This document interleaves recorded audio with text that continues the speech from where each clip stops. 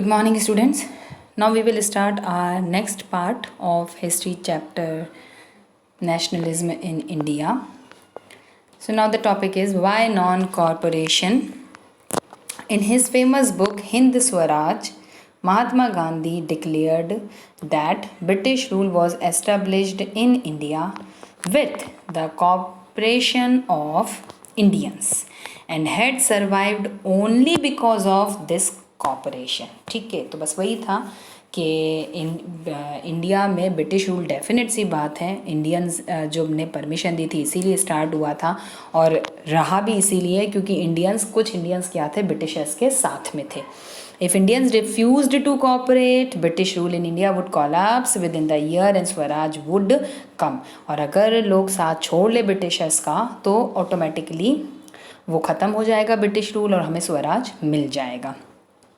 How could non-cooperation become a movement? Gandhi ji proposed that the movement should unfold in stages, कि धीरे धीरे ही unfold होगा, मतलब एक साथ हम नहीं बता सकते, धीरे धीरे उसमें चेंज करना पड़ेगा. It should begin with the surrender of title. सबसे पहले हमें क्या करना है, जो टाइटल दिए गए हैं, जैसे था ना सर रविंद्रनाथ टैगोर, तो ऐसे जो जो भी टाइटल दिए गए हैं तो वो टाइटल को पहले हमें रिटर्न करना है, जो जो भी ब्रिटिश गवर्नमेंट ने दिए हैं. पहली बात तो ये थी. सेकंड थी a boycott of civil services, army, police, court, legislative council, school and foreign goods, के जो जो भी सिविल सर्विसेज में लगे हुए, आर्मी पुलिस में हैं और स्कूल्स में, गवर्नमेंट स्कूल्स में काम कर रहे हैं और जो फॉरेन गुड्स का हम यूज़ करते हैं उन सब का हमें बॉयकॉट करना पड़ेगा. Then in case the government used repression, a full civil disobedience campaign would be launched. और फिर हम सिविल डिसओबीडियंस कि हम आप लोगों की बात नहीं मानेंगे, हम ब्रिटिश गवर्नमेंट की बात नहीं मानेंगे, फिर हम इसको लॉन्च करेंगे.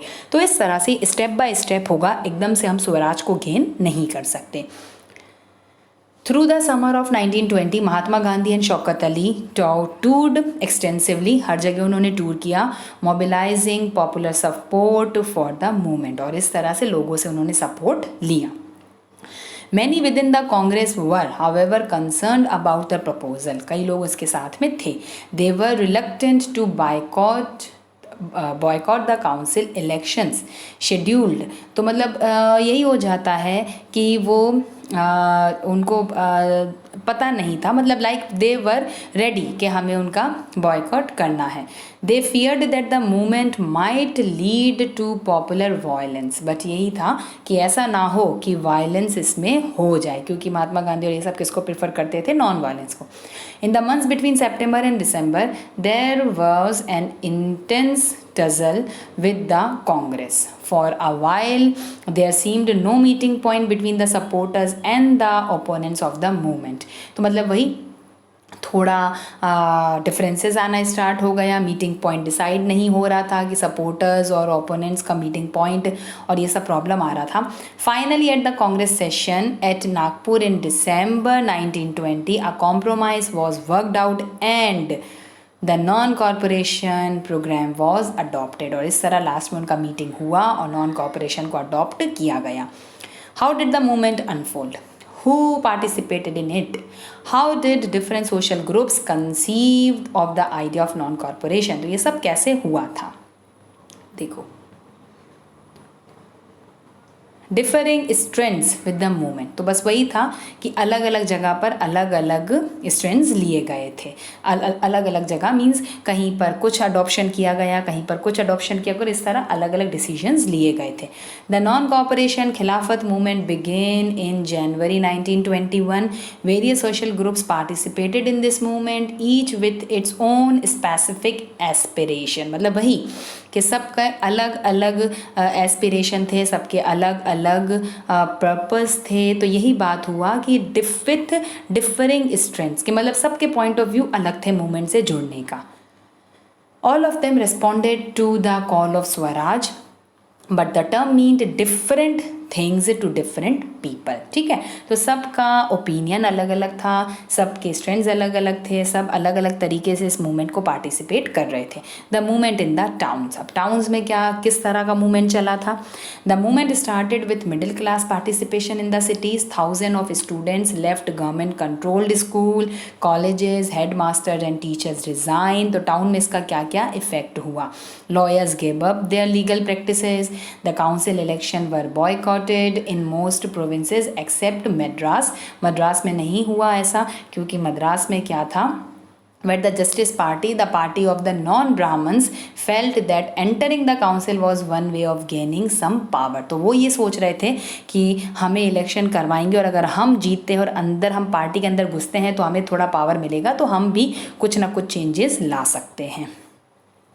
The effects of non-cooperation on the economic front were more dramatic. तो ज़्यादा प्रॉब्लम्स हुआ था इकोनॉमिक फ्रंट पर भी बहुत ज़्यादा प्रॉब्लम आया था। मतलब इकोनॉमिक में वही कि इकोनॉमिकली रेवेन्यू में और उसमें भी बहुत ज़्यादा चेंजेस आए थे।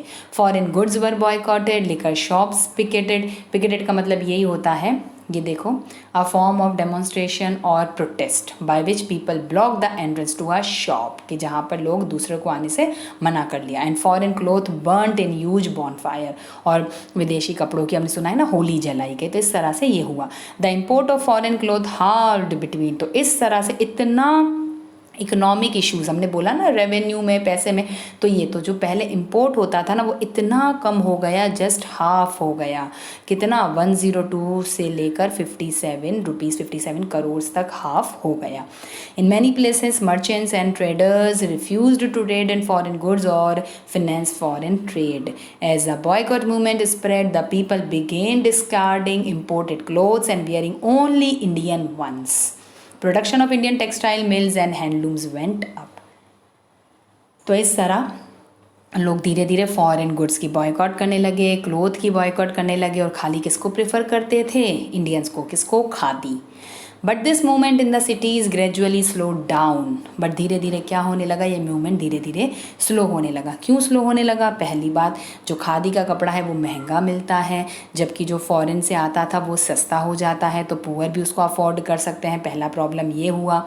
सिमिलरली दूसरा प्रॉब्लम क्या हुआ कि इंस्टीट्यूशंस, बहुत सारे Indian institutions had to be set up so they could be use in place of British ones, but उनमें इतना टाइम लगा, स्कूल, कॉलेज और इन सब को सेटअप होने में इतना टाइम लगा कि लोगों के लिए खाने पीने की प्रॉब्लम हो गई। तो कई स्टूडेंट्स, टीचर्स, ये फिर से स्कूल जाना स्टार्ट हो गया। लॉयर ने फिर से गवर्नमेंट कोर्ट ज्वाइन कर लिया। तो थोड़ा थोड़ा इसमें स्लो डाउन आने लगा, मूवमेंट में थोड़ा प्रॉब्लम आने लगा। Now rebellion in the countryside from the cities, the non cooperation movement spread to the countryside, सब जगह फैला। It drew into its fold the struggles of peasants and tribals. तो धीरे धीरे ये किसका कन्वर्ट हो गया, struggle of peasants and tribals में, which were developing in different parts of India in the years after the war. In Awadh, peasants were led by Baba Ramchandra, a sannyasi who had earlier been to Fiji as an indentured laborer, जो कहाँ से, Fiji में थे। The movement here was against taluqdars and landlords, वही जो ज़मींदार तालुकदार्स थे, who demanded from peasants exorbitantly high rents. तो वो क्या करते थे, पीजेंट से ज़्यादा रेंट मांगते थे, जिनको क्या बोला जाता था, बेगार बोला जाता था। उनको बेगार देना पड़ता था, और लैंडलॉर्ड्स के फार्म करते थे विदाउट एनी पेमेंट, वो लोग काम करते थे। और टेनेंट्स का मतलब वही होता है जो किसान होते हैं, जो लैंडलेस लेबरर्स होते हैं, तो उनको कोई सिक्योरिटी नहीं मिलती थी, उनको बहुत ज़्यादा पैसा देना पड़ता था। तो लीज्ड, तो उनको कोई लैंड का कोई राइट नहीं मिला था। तो ये सारी बहुत सारी प्रॉब्लम्स आने लगी। The peasant movement demanded reduction of revenue, और उन्होंने बोला भाई बेकार को कम किया जाए, ख़त्म किया जाए, रेवेन्यू को कम किया जाए। और इस तरह से उन्होंने बहुत सारे एगिटेशन, सारा इस तरह से उन्होंने भी रिबेलियन स्टार्ट हो गया था। इन मैनी प्लेसेस नाई, धोबी, देन बंस वर ऑर्गेनाइज्ड, तो उन्होंने बंद मतलब वही हड़ताल वड़ताल स्ट्राइक्स किया by panchayat to deprive landlord of the services of even barbers and washermans. ठीक है, तो इस तरह से हर जगह ऑर्गेनाइज हुआ ताकि हम इन लोगों को सर्विस नहीं देंगे। In June 1920 Jawaharlal Nehru began going around the villages in Awadh talking to the villagers and trying to understand their grievances, कि यही कि मतलब इनको क्या क्या फैसिलिटीज़ मिलनी चाहिए, ये सब उन्होंने जवाहरलाल नेहरू ने अवध के सारे विलेजेस का गए, उन्होंने सबसे बात की और इस तरह उनको सारी फैसिलिटीज़ के बारे में बताया। बाय अक्टूबर द ओध किसान सभा was setup headed by Jawaharlal Nehru, Baba Ramchandra and few others. With in a month over 300 branches had been set up in the villages around the region. So when the non-cooperation movement began the following year, the efforts of the Congress was to integrate the Awadh peasant struggle into the wider struggle. तो मतलब जब corporation non corporation movement start हुआ था तो उसके साथ साथ उन्होंने पीजेंट्स के स्ट्रगल को भी उसके साथ मिला लिया था ताकि बहुत लार्ज स्केल पर हम ये सारा क्या कर सके, मूवमेंट चला सके। The peasant movement however developed in forms that the Congress leadership was unhappy with, but कई जो लीडर्स थे वो सारे इनके हैप्पी नहीं थे। As the movement spread in 1921 the house of taluqdars and merchants were attacked, तो जो हाउसेस थे तालुकदार मर्चेंट्स और ज़मींदार उन पर अटैक किया गया। Bazaars were looted, grains hoards were taken over. In many places local leaders told peasants that Gandhi ji had declared that no taxes were to be paid and land was to be redistributed among the poor. तो कई जगह पर जो local leaders उन्होंने क्या बोला कि गांधी जी ने ये डिक्लेयर किया है कि जो टैक्सेस नहीं दिए जाएंगे, मतलब पीजेंट टैक्स नहीं देगा, और जो उनके पास लैंड नहीं है तो ये सारी लैंड ज़मींदार तालुकदार से लेकर और किसको बांट दी जाएगी, पुअरर को बांट दी जाएगी। तो इस तरह महात्मा गांधी का नाम लेकर और बहुत सारे ऐसे एक्शंस और सब लिए गए। तो इस तरह महात्मा गांधी के नाम से इन लोगों ने सब लोगों को इस तरह से मूवमेंट में भड़काना स्टार्ट कर दिया था। तो इस तरह से ये सारा हुआ था। ठीक है, नाउ देयर इज़ अगेन ये एक पूरा लिखा है, पूरा एक नोट है कि किस तरह से कहाँ कहाँ पर क्या होगा। On January 6, 1921 the police of United Provinces fired at peasants near Raebareli. Jawaharlal Nehru wanted to go to the place of firing but was stopped by the police. Agitated and angry, Nehru addressed the peasant who gathered around him. That is how he later described the meeting, कि मतलब peasants को और पकड़ लिया था रायबरेली में, तो जवाहरलाल नेहरू को भी जाने नहीं दिया। तो फिर उन्होंने एड्रेस किस तरह से किया था। They behaved as brave man, calm and unruffled in the face of danger. I don't know how they felt but I know what my feelings were. For a moment my blood was up, non violence was almost forgotten but for a moment only. तो मतलब उन्होंने यही बोला कि मतलब हमें non violence को छोड़ना नहीं। एक बार तो ऐसा हुआ कि मेरा खून खोल रहा है और मैं इनको मारूं और पुलिस को मारूं और उन्होंने कैसे पकड़ लिया, बट ये खाली एक मोमेंट के लिए था, हमें नॉन वायलेंस को छोड़ना नहीं है। The thought of the great leader who by God's goodness has been sent to lead us to victory came to me and I saw the Kisans seated and standing near me, less excited, more powerful than I was। तो मतलब उन्होंने ये सब बताया कि किस तरह हमें नॉन वायलेंस को यूज़ करना है और हमें ह्यूमैनिटी को नहीं छोड़ना है, हमें पीसफुली रहना है। तो इस तरह से फिर उन्होंने सबको काम करने के लिए लोगों को बताया था।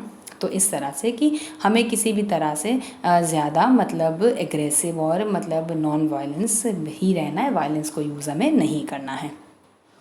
Tribal peasants interpreted the message of Mahatma Gandhi and the idea of Swaraj in yet another way. In the Gudem hills of Andhra Pradesh, for instance, a militant guerrilla movement spread in the early 1920s, not a form of struggle that the Congress could approve. तो वहाँ भी guerrilla hills में भी फिर से वहाँ violence start हुआ, मतलब जैसा कांग्रेस ने बोला था ना उस फॉर्म में नहीं हुआ था वो स्ट्रगल, अलग तरह से। Here as in other forest region, the colonial government had closed large forest area. तो उन्होंने क्या किया, कॉलोनियल ने क्या किया था, ब्रिटिशर्स ने, कि फॉरेस्ट एरिया को बंद कर दिया। तो जो वहाँ पर लोग जो फॉरेस्ट में ग्रेज करवाने आते थे कैटल्स को, फ्यूल वुड फ्रूट जो कलेक्ट करने आते थे ना, उनको वहाँ जाने से लोगों को मना कर दिया। तो बहुत ज़्यादा प्रॉब्लम होने लगी। When the government began forcing them to contribute begar for road building the hill people revolted. तो उन्होंने बोला कि भाई तुम्हें रोड से जाना है तो उसके लिए तुम्हें बेगार देना पड़ेगा, तो लोगों ने फिर वहाँ से रिवॉल्ट करना स्टार्ट कर दिया। The person who came to lead them was an interesting figure.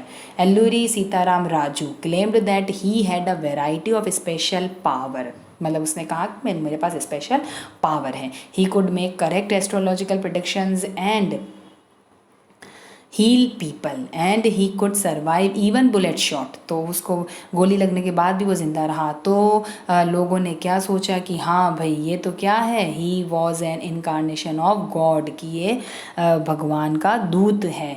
और Raju talked to of the greatness of Mahatma Gandhi, said he was inspired by the non corporation movement and persuaded people to wear khadi and give up drinking. तो उसने महात्मा गांधी के संदेश सब जगह फिर फैलाना start किया। But at the same time he asserted that India could be liberated only by the use of force। But उसने ये कहा कि हमें फोर्स यूज़ करना पड़ेगा, नॉन वायलेंस से काम नहीं चल सकता। That is the Gudem rebels attacked police station, attempted to kill British officials and carried on guerrilla warfare for achieving Swaraj. तो फिर उन लोगों ने वहाँ अटैक कर दिया, ब्रिटिशर्स को किल कर लिया और इस तरह से सारा लूटपाट मचा दिया। राजू वॉज कैप्चर्ड, राजू को पकड़ लिया गया, एग्जीक्यूटेड इन 1924 और उसको फिर एग्जीक्यूट कर दिया गया। तो इस तरह से वो एक तरह से फोक हीरो बन चुके थे। तो बस यही है पूरा कि किस तरह से नॉन वायलेंस को अडॉप्ट करना था, बट अलग अलग जगह पर लोगों ने अलग अलग प्लेसेस पर उस टाइम के अकॉर्डिंग, उस मूवमेंट के अकॉर्डिंग, उस सिचुएशन के अकॉर्डिंग किस तरह से रिएक्ट किया। कहीं कहीं नॉन वायलेंस ख़त्म होकर वायलेंस में कन्वर्ट हो गया। तो ये सारा किस तरह से सारे मूवमेंट्स हुए थे। Okay, so that's all for this class, then we will start next topic in our next class. Okay, but you have to read the whole chapter again and again, then you come to know about the whole history of nationalism in India. Okay, so you just read up to that topic, then we will discuss next topic in our next class. Thank you so much. Have a nice day all of you.